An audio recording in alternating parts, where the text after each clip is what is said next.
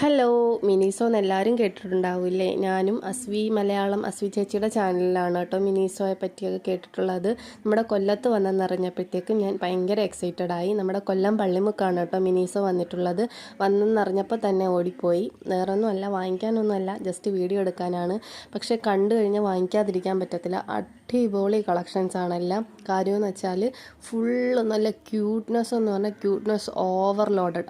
അത്രയ്ക്കും കിടിലൻ ഐറ്റംസ്. കണ്ടു കഴിഞ്ഞാൽ കൊച്ചുങ്ങളെയും കൊണ്ട് കയറിയ പിന്നെ പറയേ വേണ്ട, തൂത്ത് വരും.